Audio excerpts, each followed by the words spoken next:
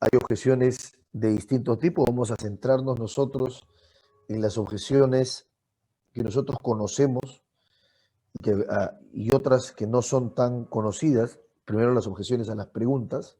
Se objetan las preguntas cuando son indebidamente formuladas o cuando distorsionan el sentido probatorio.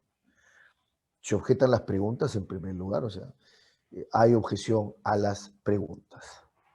En segundo lugar, existen objeciones a las respuestas, es decir, que las propias respuestas que brinda testigo, perito, pueden ser objetadas también.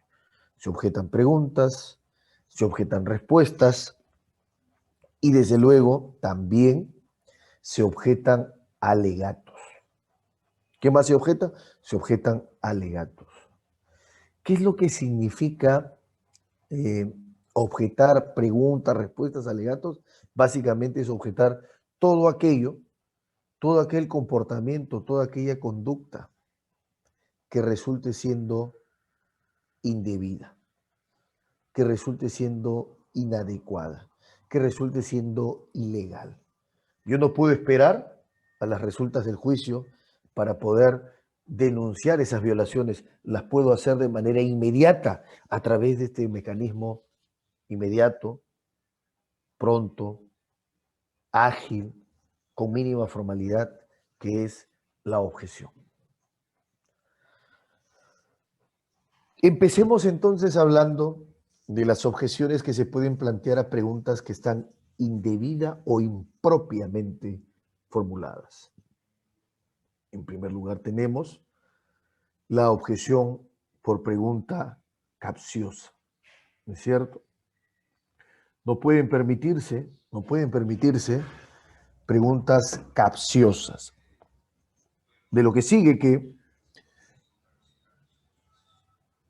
cuando en el marco de un interrogatorio o un contrainterrogatorio algún litigante formulase alguna pregunta capciosa, ¿qué cosa es lo que va a ocurrir? Lo que va a ocurrir es que esa pregunta capciosa debe ser censurada, debe ser rechazada, debe ser expulsada del proceso. ¿Y cómo se expulsa? A través de la objeción. ¿Qué es una pregunta capciosa? Se preguntarán ustedes. Una pregunta capciosa es aquella que se vale de un artificio, es aquella que se vale de un engaño para poder sacar provecho del testigo o para confundir al testigo. Se induce a error, se induce a equívoco al testigo a través de la pregunta capciosa, ¿correcto? Tenemos los casos, por ejemplo, cuando se pregunta a una persona, señora tal, señora Gertrudis, cuando Pedro se llevó el vehículo, ¿dónde se encontraba usted? En principio, aparentemente no había problema. El problema es que la testigo no ha narrado en ningún momento de su declaración que ella haya visto que Pedro se llevó el vehículo. Entonces, cuando se le pregunta, cuando Pedro se llevó el vehículo, ¿dónde se encontraba usted? Claramente se está efectuando una pregunta capciosa, engañosa, porque se contesta dónde estaba, estaría asumiendo de que es testigo de que Pedro se llevó el vehículo cuando nunca antes ha dicho eso. O como por ejemplo, cuando una persona niega haber reconocido a alguien durante los hechos que se produjeron y que percibió, la persona no dice que haya reconocido a alguien, sin embargo, se hace la pregunta de, ¿es verdad que usted no vio a mi cliente o no reconoció a mi cliente como la persona que estaba corriendo en la turbamulta el día de los hechos? No podría contestar eso porque en realidad la testigo no ha declarado, no ha aceptado, ¿no es cierto?, que haya reconocido a alguien. Si dice no reconocer, entonces no se le puede preguntar respecto de que no ha podido reconocer al investigado, porque precisamente sería eh, inducirle error. Entonces, la pregunta capciosa, en resumen, es aquella pregunta engañosa. es aquella pregunta engañosa, una pregunta hecha de mala fe. Es una pregunta que deliberadamente intenta sacar provecho del testigo, intenta extraer alguna información, pero empleando un medio ilícito, que es el engaño, que es el artificio.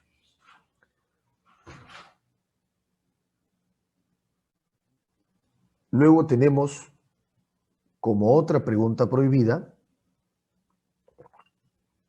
como otra pregunta inadmisible o como otra pregunta censurable, la pregunta irrelevante, ¿no es cierto? Es objetable también la pregunta irrelevante.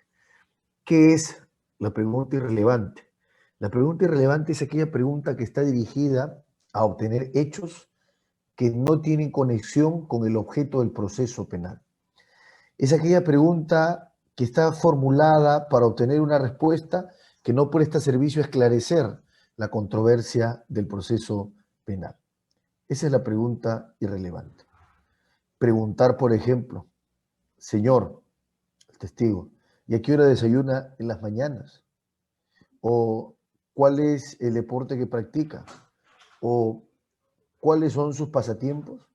Es hacer una pregunta que es absolutamente irrelevante y que no tiene pertinencia con los hechos objeto de prueba. Las preguntas tienen que ser pertinentes, relevantes, útiles, es decir, deben prestar servicio los datos que manifiesta un testigo o un perito para esclarecer lo que es materia de controversia en el proceso penal.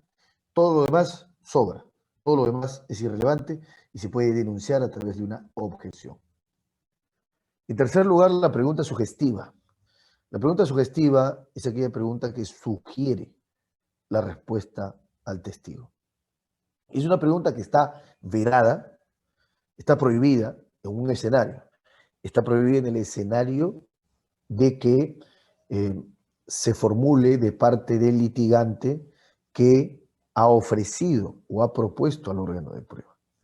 El litigante que ha propuesto a un órgano de prueba, ¿no es verdad? Ese litigante que propone la prueba únicamente, ¿correcto? Únicamente puede hacerle preguntas abiertas o hasta preguntas cerradas, pero no sugestivas. No puede sugerirle al testigo la respuesta, porque de esa manera el interrogador terminaría testificando por el testigo, entonces no tendría sentido ya la presencia del testigo. El artículo 170, numeral 6, mirado en conjunto con el 378.4, nos permite afirmar que solo cabe un escenario en donde se permiten elaborar, formular, ensayar preguntas sugestivas. ¿Cuál es ese escenario? El escenario del contrainterrogatorio. Recuerden lo que manda el 170.6. No son admisibles las preguntas capciosas, impertinentes o sugestivas, salvo esta última en el contrainterrogatorio. O sea, no se permiten las preguntas sugestivas, sino solo en el contrainterrogatorio. ¿Correcto? Si le dice, y testigo, dígame, ¿cierto que usted miró arriba y abajo de la calle antes de cruzar? La pregunta sugestiva. No se puede hacer al propio testigo, al que yo ofrecí. Sí lo puedo hacer al testigo de la contraparte en un contrainterrogatorio. Entonces, la pregunta sugestiva es una pregunta prohibida en el interrogatorio o examen directo. Luego tenemos la pregunta conclusiva. La pregunta conclusiva muchas veces es aquella en donde se busca que el testigo acepte una conclusión, ¿no? La conclusión está permitida en el litigio, sí, pero para el alegato final. Ahí se puede concluir, ahí se emiten conclusiones, ¿correcto? Luego, en el juicio oral no se emiten conclusiones, en el juicio oral se pregunta por hechos al testigo. Las preguntas de opinión están prohibidas si es que se formulan a los testigos. Aquella pregunta que dice, ¿y cree usted que, qué opina de, considera usted que, qué piensa de? Esas preguntas que empiezan así son preguntas de opinión. La pregunta de opinión se puede hacer solo al perito, no al testigo. El perito sí puede opinar dentro de los alcances de su pericia, su conocimiento especializado o su experiencia. Por supuesto que también están prohibidas las preguntas que no son claras, las preguntas que no son precisas.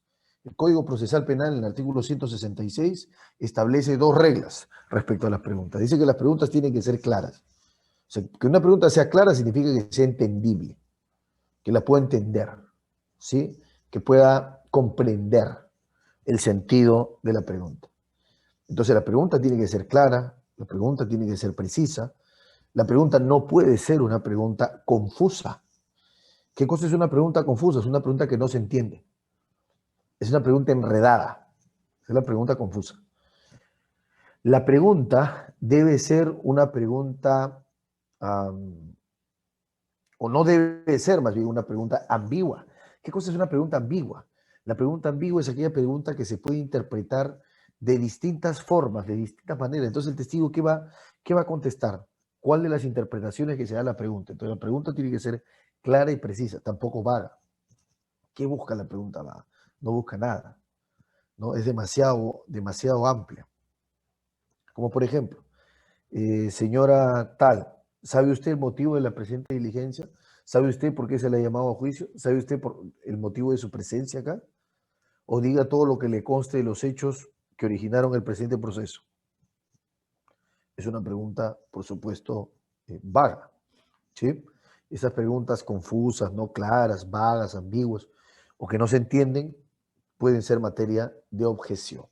De lo que se trata es de obtener información que sirva para que el juez construya la sentencia, delibere sobre la información que es la prueba y sobre ese insumo construya la sentencia. De eso se trata. También son censuradas las preguntas especulativas. ¿Qué cosa es una pregunta especulativa? La pregunta especulativa es aquella que no se pregunta por un hecho concreto, sino se pregunta sobre lo que pudo pasar. Se pregunta lo que pudo haber ocurrido, ¿no es cierto? Se plantea al testigo que conteste una hipótesis, por ejemplo. Y dígame, señor testigo, ¿no es posible que aún el acusado se encontrara en su oficina en ese momento? Si el carro hubiese estado más lejos de usted, ¿usted cree o usted podría haber cruzado la calle? Preguntas especulativas. Las preguntas especulativas preguntan por lo que pudo ser, no sobre lo que pasó. Y el testigo tiene que contestar lo que pasó, no lo que pudo ser. Por eso las preguntas especulativas son prohibidas. Preguntas argumentativas. Aquellas preguntas argumentativas son las que contienen un argumento, un razonamiento, una elaboración de un razonamiento que se permite, sí, claro, pero en el alegato final. Para el alegato final es el momento en donde debemos dejar el espacio para la argumentación, para argumentar, para alegar, ¿correcto?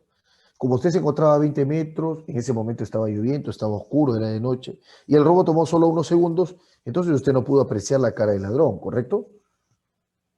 Una pregunta argumentativa, demasiado larga, contiene toda una historia, está argumentando, eso está bien para el alegato final, pero es indebido para las preguntas. Preguntas compuestas, o sea, son dos preguntas en una, o tres o más. Dos o más preguntas en una son las preguntas compuestas, son aquellas que se pueden dividir. ¿Estuvo usted en el café de Pedro el 11 de mayo y en el de José 2 días después? Yo podría hacer dos preguntas ahí. ¿Estuvo usted en el café de Pedro el 11 de mayo? Una pregunta. La segunda, ¿estuvo 2 días después en el café de José?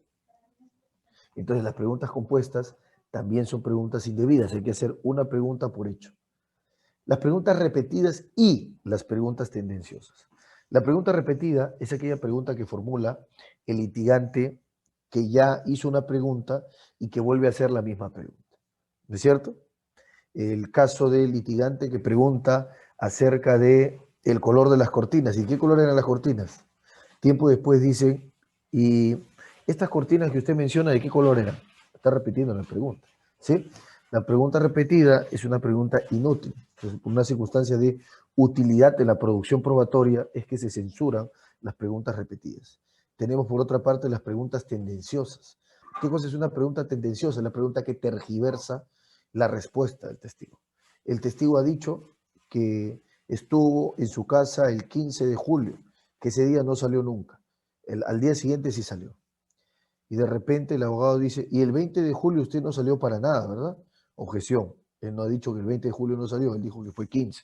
Es una pregunta tendenciosa, o sea, altera el sentido del testimonio, altera los términos en que ha contestado el testigo. Cuando la pregunta es una pregunta de referencia o de oídas, o sea, se le pregunta a Juan por lo que sabe Pedro, se le pregunta a por lo que hizo B. ¿Y qué le dijo el señor Pérez sobre el accidente? Traigamos al señor Pérez como testigo. ¿Y qué dijo él en ese momento? ¿Y qué le comentó a usted? Entonces, que traiga la fuente de la información, porque están prohibidas las preguntas de referencia o de testimonio de oídas. ¿Sí? Luego de ese cúmulo de preguntas, que ojo, no son las únicas, pueden haber más, preguntas superfluas y de otro tipo, pueden haber más, eh, existen también las objeciones a las respuestas. O sea, se pueden hacer objeciones a las respuestas. ¿Y qué es lo que significan las objeciones a las respuestas? Las objeciones a las respuestas básicamente suponen objeciones que se formulan a la contestación que hacen los testigos. Por ejemplo, objeción, respuesta no responsiva. Cuando el testigo no contesta o no contesta lo que se le pregunta. Eso es muy usual, ver testigos que no contestan a la pregunta, que le evaden, que contestan otra cosa. Entonces, objeción, respuesta no responsiva. Supongamos que a un perito se le está examinando sobre el análisis que hizo a la ley de contratación. El perito dice, y yo encontré un perjuicio. Objeción, no se le ha preguntado sobre el perjuicio, ni sobre el encontró, sino la pregunta es sobre determinar si cumplió o no la normativa de contrataciones. Entonces es una respuesta no responsiva. Respuesta no responsiva, objeción. Objeción, respuesta irrelevante. La pregunta está muy bien, pero la pregunta es pero la respuesta contiene datos que son irrelevantes, es decir, que no están vinculados al objeto de prueba en el proceso penal, que no están conectados a este. O la respuesta de referencia, el testimonio de oídas. El testigo no contesta por un conocimiento directo, personal propio, sino tiene un conocimiento indirecto por lo que le dijo otra persona. Y a mí esta persona me comentó, y a mí esta otra me dijo esto, y yo lo supe por Juana, y Juana me comentó en este café. Objeción, respuesta de oídas. Se le está preguntando por lo que el propio testigo sabe, no por lo que sabe otra persona y le comentó. La respuesta que viola privilegio, así se llama. La respuesta que viola privilegio. Aquí llamamos privilegio, que hay algunas limitaciones, hay algunas facultades. Por ejemplo, las personas que conocen secretos de Estado, secretos de seguridad nacional, no están obligadas a rendir testimonio, se pueden abstener. Si son llamadas a declarar por otra circunstancia y de repente en la respuesta empieza a hablar de información que es clasificada, que es secreto de seguridad, objeción a la respuesta, vulnera privilegio de no brindar información que es secreto de Estado. Lo mismo, por ejemplo, del abogado con su cliente. Toda la comunicación de abogado-cliente está cubierta por un derecho que es el derecho al secreto profesional. Por la profesión tenemos el derecho de obtener información y esa información no la podemos divulgar, revelar ni contestar, ni siquiera en un tribunal. Y si se hace, entonces podemos objetar la respuesta porque vulnera privilegio. O aquellas personas que tienen un vínculo familiar con otras no tienen la obligación de rendir testimonio en su contra. No tienen la obligación de declarar respecto a cónyuges, hermanos, parientes cercanos. Y si lo hacen, objeción, respuesta que vulnera privilegio. Y finalmente, objeción, respuesta de testigo, objeción a respuesta de testigo no cualificado. Objeción a la respuesta de testigo no cualificado. ¿Cierto? Estamos hablando de testigos que responden sobre cosas que ignoran, que no conocen. Testigo no técnico o no cualificado, ¿no? Esa es otra objeción que se realiza precisamente sobre testigo no cualificado, testigo no técnico. Y finalmente, tenemos las objeciones a los alegatos. Objeciones a los alegatos. ¿A qué nos referimos cuando hablamos de las objeciones a los alegatos? Nos referimos concretamente a que en materia de alegatos, tanto el alegato que sirve para presentar el caso como aquel que sirve para cerrar la intervención, tanto aquel que anuncia las discusiones que se plantearán en el caso, anuncia lo que se acreditará en el caso, como aquel que anuncia lo que se acreditó en el caso, como aquel que señala lo que se probó en el caso. El alegato de apertura dice que se probará, el alegato de conclusión dice que se ha probado. Y el alegato de apertura puede ser objeto o sujeto de objeción, por supuesto. Cuando el alegato de apertura contiene argumentos, contiene conclusiones, contiene desarrollo de prueba que hasta el momento no ha sido actuada. El alegato de apertura se practica antes de que se actúe la prueba. Si un alegato de apertura, un litigante empieza a hablar de prueba, empieza a decir de lo que se probó, de lo que se acreditó, o empieza a cuestionar a un testimonio y dice que hubo contradicciones, está confundiendo los alcances del juicio oral, porque la ley establece que los actos de investigación solo sirven para llevar el caso hasta juicio. Ya en juicio se empieza a escribir una nueva hoja, y en esa nueva hoja se van a desarrollar los actos de prueba recién ahí.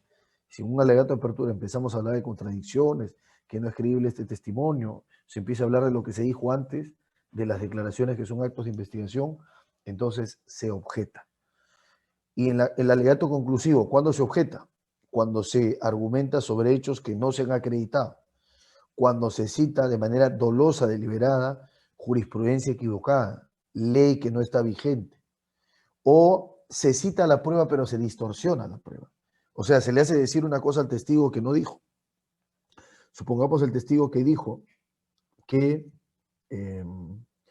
no tuvo el tiempo adecuado para poder hacer un examen psiquiátrico al acusado.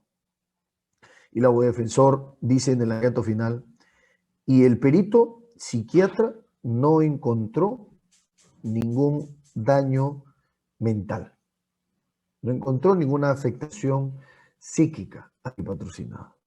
Objeción, está tergiversando la prueba, porque lo que dijo el perito es que no tuvo el tiempo para hacer el examen.